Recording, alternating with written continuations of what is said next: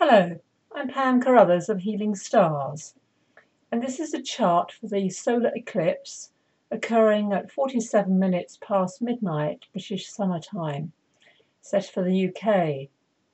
Now, this is just at the beginning of the sign of Gemini, so it's going to affect everybody who has any planet right at the 0 degrees of any of the signs.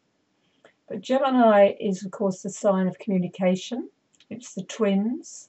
It's the playful, curious aspect of us when we're learning to speak. So Gemini is also about relationships through communication. And Venus, also in the sign of Gemini, is emphasizing that. Now, the very powerful connection of this solar eclipse is, the closest one is to Neptune over here in the sign of Pisces. And Neptune, of course, is allied very closely to Chiron, the wounded healer archetype. And in turn, it moves up and you see the relationship it has to Mars. Nothing is simple in astrology. Everything is all connected. It's a dance of planets. And Neptune, being the god of the sea, of the ocean, is water. And Pisces, of course, is Neptune's natural sign. So this is very mystical, can bring us into meditation, into our crown chakra. And if we're tuned into Neptune in a good way in our own chart, this mostly won't disturb us as much as people who do have a problem with Neptune in their own chart. Something to bear in mind. But if you've been feeling tearful in the last week, suddenly overwhelmed by emotions that come from seemingly nowhere, then definitely you might be picking up this vibration that is the planets are suggesting to us.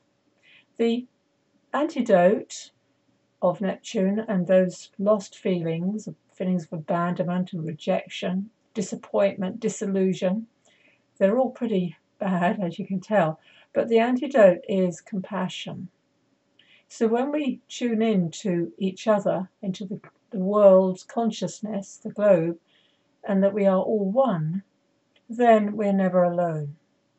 And it's the fear of being alone that is the negative aspect of any eclipse. Because remember, at an eclipse, the light has suddenly gone, the sun has disappeared, albeit temporarily. However, also at an eclipse, we get that wonderful ring of fire. So we see the corona of the sun and the brightness and the flames and it is, of course, the source of life, and it is pure energy. And close to the eclipse, close enough, 5 degrees, is Jupiter. Jupiter is the god of the skies. So Jupiter lifts us up from being drowned, if you like, and gives us a sense of optimism and hope for the future. It is the ruler, the connection with the north node of the moon, which is always to do with destiny. And there it is, directly opposite. The abbreviation is NOD, which is quite amusing. But Sagittarius does lift us up. So it's to be aware of being pulled down by like an undertow that emotions can do. We can drown, of course, in the sea, and find things that we literally uplift us. For me, watching the arrival of the Olympic torch in Great Britain yesterday was very uplifting. I didn't even know it was there, it was going to arrive. I just turned on TV. And seeing the simple ceremony was quite moving. So this flame has now arrived from the home of the gods, ancient Greece, from the temple of Hera, the wife of Zeus, also known as Jupiter. And I want you to recognize that the flame now is moving around the UK and Ireland, connecting people, connecting local people, cities, the whole nation, into a wonderful sporting event. And to me, at this time when so much fear and negativity and depression is in the world, That is a very powerful symbol. So I would like you to ignite that flame within you. Notice that Jupiter and Mercury are very closely allied, side by side, and Taurus, the sign, is very much an earth sign, something to do with pleasure, things that we feel good about. And that doesn't mean indulgence, but a bubble bath is a simple thing. But perfume, the earth, planting, gardening, and holistic types of healing. Holistic healing is also indicated at this time very powerfully because of Mars up there in the sign of Virgo, the sign to do with the goddess and the sign to do with nutrition and herbalism.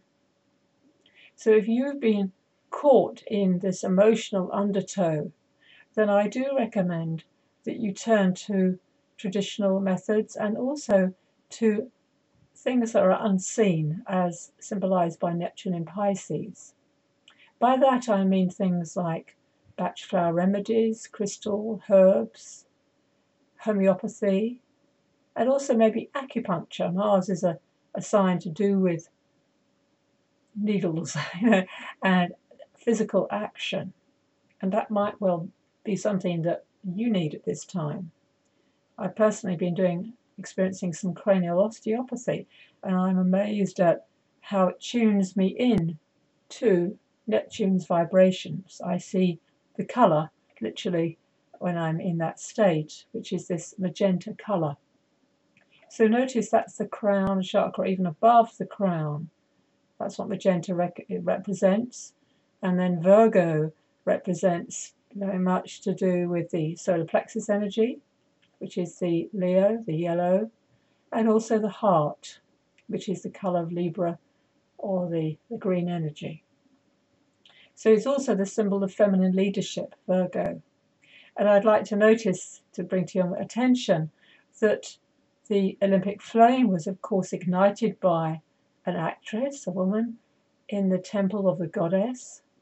It was carried through the air by the Princess Anne of Great Britain, and then finally, of course, handed over to the torchbearers in the country, taking it over.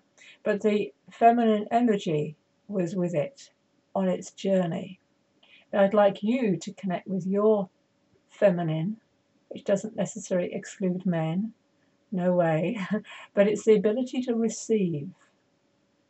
So receiving means opening up to the higher vibrations that Neptune and Chiron in Pisces represent.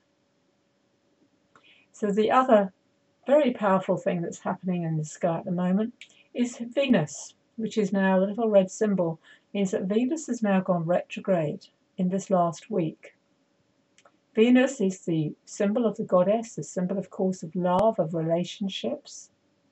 And you will see her in the night sky, no longer moving across the sky, but now moving downward towards the horizon. As she does that, she'll join the sun, a very powerful symbol of love and spirit coming together, or Shiva Shakti. And that is, to me, a very potent time to reignite love in our lives, especially through that symbol, Gemini, the signs of the twins, of the duality and coming back to union of our masculine and our feminine energies. Also note, Venus is in a beautiful trine, that's a very positive flow of energy, to Saturn up there in Libra, also retrograde. That means commitment, in a word. So commitment brings freedom. And I'm starting a course in June, and that is a long-term course. That's what Saturn represents. But it is about relationships, about learning and understanding about love. I would encourage you to join me if you don't know about it already. It's called Steps to Leadership. And it's a perfect time for this, because this is the year of all of us, if we're not already awake, to waken up and to join together in groups. I can't stress how important this is for inspiration, for friendship, for connection with each other, and to know that we are not alone. And if you're not already a member of what a good friend of mine calls your tribe, then I encourage you this month to seek out those people that you feel supported by. That's all I have to say, apart from one more thing, and that is to be conscious of Uranus in Aries at a right angle to Pluto in Capricorn. This is the big astrological event that's about to come into the tightest connection. It happens 7 times. It takes us over quite a few years, and it does mean change. We cannot do business as usual. So that's why I emphasize the need for relationships, for friendships, for connecting with each other. Because to me, that is the answer to the dire problems that we face at this time in the world. My newsletter, to remind you again, is at healingstars.com, and I welcome you to join my list so I might communicate with you on a more regular basis. Thank you for listening.